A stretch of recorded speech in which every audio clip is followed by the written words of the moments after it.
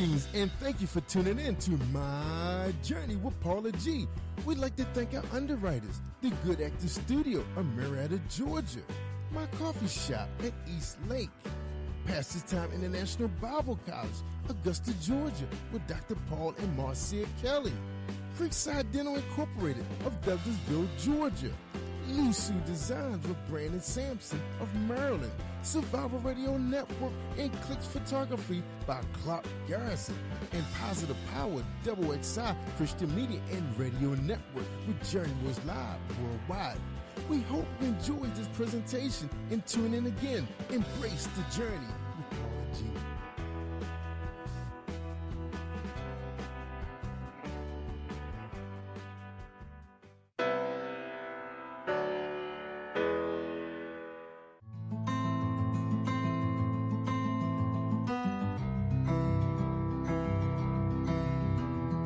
Look at me, really look at me. You don't know me, yet you judge me. You look at the color of my skin and assume all the wrong things. You would rather listen to the noise. You call me names without any proof of your claims. This says more about you than it says anything about me. You fan the flames of hate, hoping I'd bow down and assume my fate. Your words are hollow. I refuse to be afraid of my own shadow. Let me tell you who I am. I am a black woman, born free. And you can't take that away from me. I won't be told what and who I am supposed to be. I won't give in to your fears, nor will I give you any of my tears. I am, I am, I am, I am, I am. I am love. I am truth. I am everything that I'm meant to be. I am, I am, I am, I am, I am. I am, I am, I am, I am, I am. I am, I am, I am, I am, I am. I just am.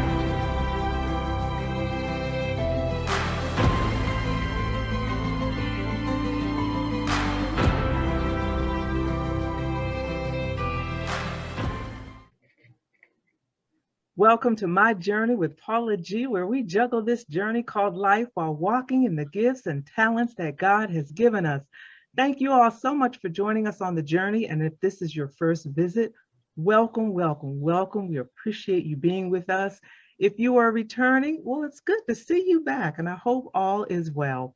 You know, I always start each and every week, time is precious. It is the one thing that we cannot get back. So for you to think it not robbery to spend a bit of your time with us is truly, truly appreciated. We appreciate each and every one of you. We also appreciate our underwriters for My Journey with Paula G, because without them, this would not be possible. And if you're interested in being an underwriter for My Journey with Paula G, you can reach out to us at jerryroycelive@gmail.com or paula@paulagvoice.com for more information. We'd love to have you as part of our journey. You know, each week I have a jewel on the journey, and that is an individual who has been with us through some part of the journey, whether a live event or one of our tapings. And I've always asked them to share a bit of their wisdom with us. And our jewel today is none other than our very own Monique Washington. And she writes, we are entering into a new hemisphere. Look for the signs.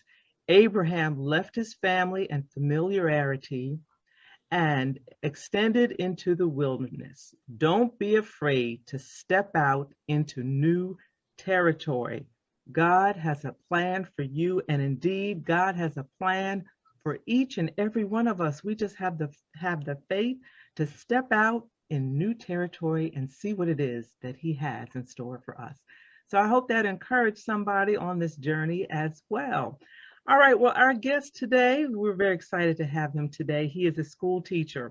He's a singer, he's a songwriter, he's a minister, and he's here with us to share his journey. Please welcome to My Journey with Paula G., Lewis Anderson. How are you, sir? I'm fine. How are you? Oh, life is wonderful. Life is wonderful. Every day we wake up, it's just another opportunity to do what it is that God has gifted each and every one of us to do. So speaking of gifts, tell us a little bit about your journey through working your gifts and utilizing your gifts that God has given you. Well, I began teaching in 1988, teaching music in Brooklyn, New York. And I grew up doing music. I've been performing ever since I was 9 years old. And I went to school and studied, got my BA, and then from 1983, I worked 5 years daycare. And then from daycare, I went on to the school system, teaching music and teaching general music and choir. And so for 20 years, I taught in Brooklyn. And then in 2008, I moved here to Texas, where I've been doing middle school choir since 2008. And in between there, God laid it on me to preach the gospel. And so I've been preaching since 1997. And so He's given me the gift of music and the gift of preaching, and He's allowed me to combine the two to further His ministry, to further His goal, to be a blessing, to be a blessing to everyone. And that is so wonderful, and it's so interesting how when God gives us these gifts, how we're able to use the gifts in different ways to help different populations of people. You're ministering, so you're ministering to the masses. You're teaching music to our young people. And middle school can be a challenge, I'm sure. Yes. Middle school can be a challenge. So it is really just such a beautiful thing. So, talking about middle school students and teaching during this particular season that we're in, during the time of this particular show, where we're still in the midst of a pandemic, how have you had to be creative, juggling this journey called life while walking in the gifts and talents? How have you had to be creative so that you can continue to teach? Well, from the teacher standpoint, I had to be able to relate to the kids in the classroom as well as the kids at home, simultaneously at the same time. So it was incumbent upon me to come up with ways and activities and ideas that can merge the two. So that forced me to be creative in my thinking of ways. How could I communicate with the people at home? How could I communicate with the kids in the classroom and have them, how could I say, work together? And so that's been the challenge. One of the things I've been able to do is to be able to have the kids at home sing back to me what I'm teaching them. And when we're doing Zoom, we're doing whatever we're doing, in technology, there's a lag, there's a different space and time, so we can't do everything at the same time. So my thing was to be able to showcase the kids at home to hear what they're doing. So that had to be a separate thing. And then to transition over to the kids in my classroom, we could sing together, and then I could bounce whatever I'm doing with the kids in the classroom could bounce that off of what I was doing with the kids at home. So it was a very interesting time.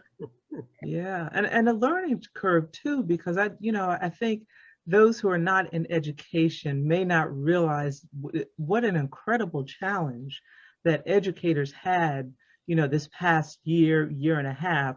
First of all, the technology, because not everyone is tech savvy.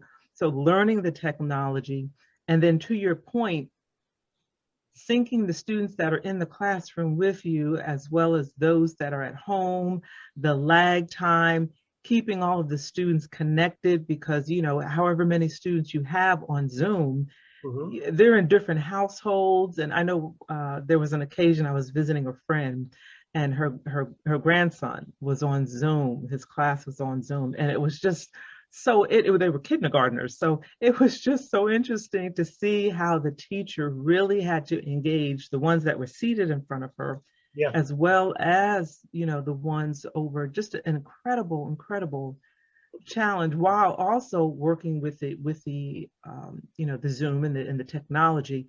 And, we're in a time where we're all at the mercy of, the internet, the wireless. Yeah. Yeah, and so I agree with you too, because one of the things that we had to deal with, that we have to deal with, is keeping the kids at home, keeping their attention. Yes, that's number one, because a lot of kids sometimes they get involved in other things, and they something is really easy to distract them. So we have to figure out ways to keep them engaged, keep them interested.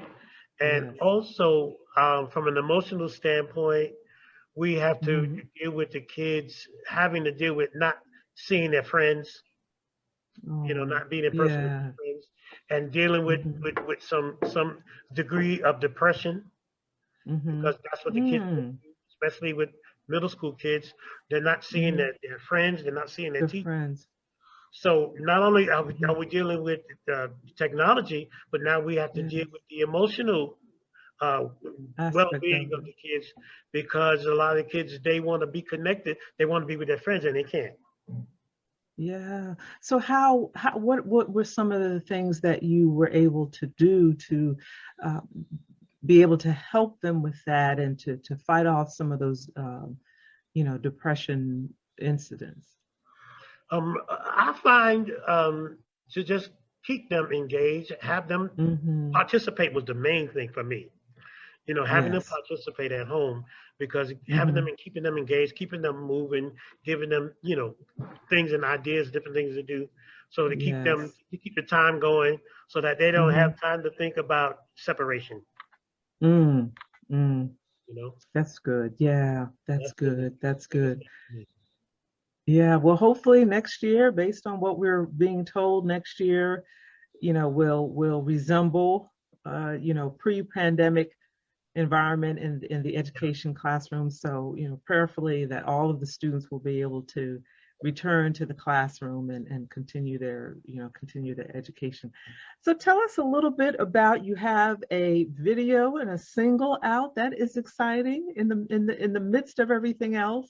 Tell us about that. Yes, I have a song called No Weapon, based on the scripture in Isaiah 54:17. It says, no weapon that is formed against us shall prosper. And it was, the impetus of that song was the fact that we were dealing with so much, dealing with the pandemic, and dealing with the racial unrest, and dealing with the political unrest, and everything going on. So we know that a lot of that stuff comes from Satan.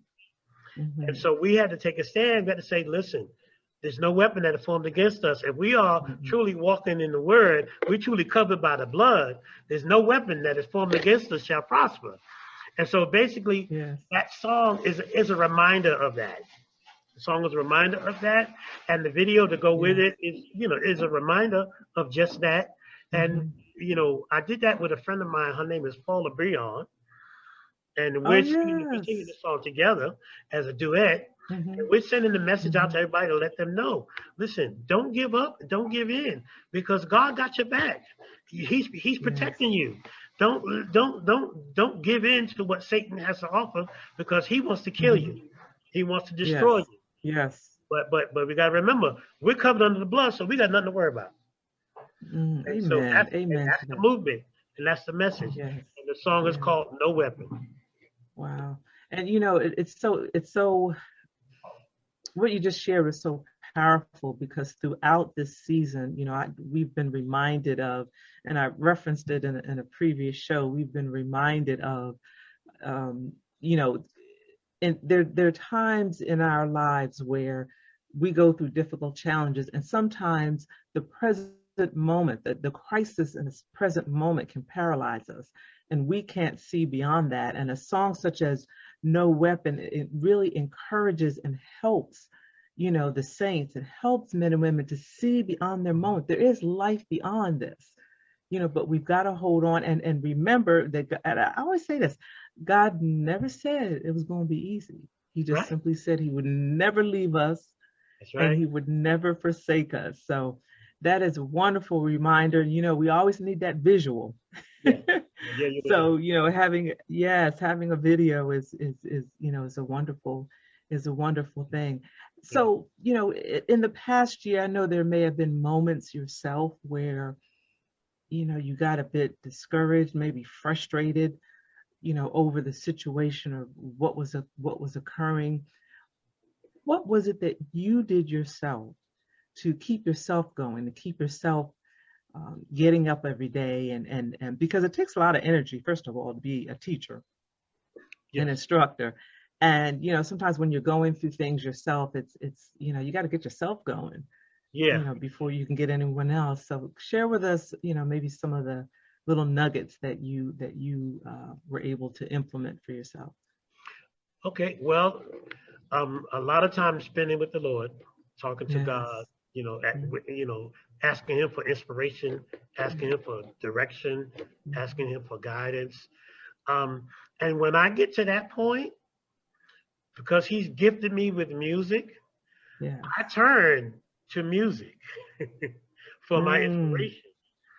And specifically speaking, I like to listen to Richard Smallwood. I listen to Richard Smallwood. Certain songs by Hezekiah Walker, I listen to. And me being a musician, I like the up-tempo songs, but I'm really a ballad person. I like the slow, soft songs, and most of my songs I write are ballads. I think that's where the introspection comes, That's where you can really connect with those on a very personal level. You can really connect. I think you can connect with God. And so those are the people I turn to for my inspiration. And of course, I have people to bounce it off to. I have good friends of mine who are ministers I can talk to. I can call a good friend of mine in New York he's like my ninth brother. I had 8 brothers. My mother had 9 sons. And so he's my 9th brother. So I can call him anytime. His Elder Robert Thomas, his name is. And I can call him for NT thing. NT. Emphasize that NT. NT thing. I can call him and he's a great sounding board for me. He listens to me, and we bounce things off of each other. And and of course my wife, And how many years have you all been married? Married 11 years. 11 years. It'll be 12 years. And share with us some pearls of wisdom in regard to marriage and relationships, and what you feel are key element or elements in a successful relationship. I think marriage is a ministry. I think marriage is a ministry because things come up that's going to challenge that relationship, and we have to be steadfast and unmovable. So we have to minister to each other. Marriage is I think it's a covering. It's a covering for us, because once we stay under the cover of God, then we're like under His umbrella. I think we're safe. and it's a marathon. It's not a sprint. It's a marathon. If you got a long way to go, and if you give up, there's no victory in giving up. So right. You have to tough it out till the end. I love it. You dropped some wisdom on us, and somebody needed to hear that. And for those of you who may not be familiar with, our guest said, referred to his friend that he can call for NT thing. NT, that's a whole different level of friendship. That's that ride or die. That is a whole nother, anything is wonderful. You can call a friend, but when you call for NT thing, man, NT. So share with our audience your social media or website or how they can connect with you. Oh, okay. I have a Facebook page, Lewis Anderson. Let me see. I'm on Reverb Nation, Spotify, pretty much all the social media, iTunes, all the media platforms you can find me. So your Facebook page, tell us, spell it for us. Is it L-E-W or L-O? Yeah, L-E-W-I-S-A-N-D-E-R-S-O-N. Okay. L-E-W-I-S-A-N-D-E-R-S-O-N. Facebook page for our guest, Lewis Anderson, today. Thank you. Are there any parting words that you'd like to share with our audience? Any words of encouragement? Just don't give up. Life seems to throw a lot of things at you. Just be steadfast, be unmovable, and hang on. Like the song says, hold on to God's unchanging hand. Changing hand. Hold on to God's unchanging hand. He will never leave you nor forsake you, and he won't fail you. Yes. He will not fail you. He will not fail you. And that is so necessary to keep repeating.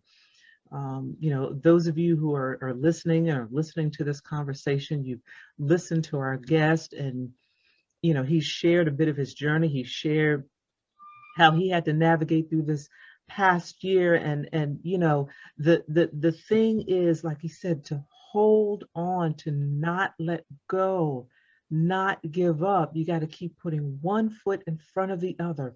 One foot in front of the other, because as long as you are living and breathing, you still have an opportunity. And I know there are days that, seem dismal and it seems like there's nothing on the other side. But as our guest said today, no weapon. No weapon. No weapon. If I must say so, I have two songs I wrote. One song called "There's Nothing Too Hard for God," and another song that says, hold on, don't let go of your faith. Come on now. Hold on. Hold on. Don't let go of your faith. And there's nothing too hard for God. Nothing too hard for God. We want to thank you so much for joining us. This has been a wonderful conversation. Thank you so very much for joining us. You're welcome back anytime to My Journey with Paula G. Thank you so much for having me. I so appreciate you. Absolutely. Absolutely. And ladies and gentlemen, we thank you all for joining us for another episode of My Journey with Paula G. We thank our underwriters. Without them, this would not be possible. And if you'd like to join the journey as an underwriter, you may email jerryvoicelive@gmail.com or paula@paulagvoice.com for more information. We thank you so much for joining us. Don't forget, you can check me out across social media, Paula G Voice, my website, paulagvoice.com. We appreciate y'all. And once again, remember, the greatest conversation you will ever have is the one that takes place in between your ears. What are you speaking to yourself? Is God a part of that conversation? And are you listening to his still small voice? Until next time, embrace the journey.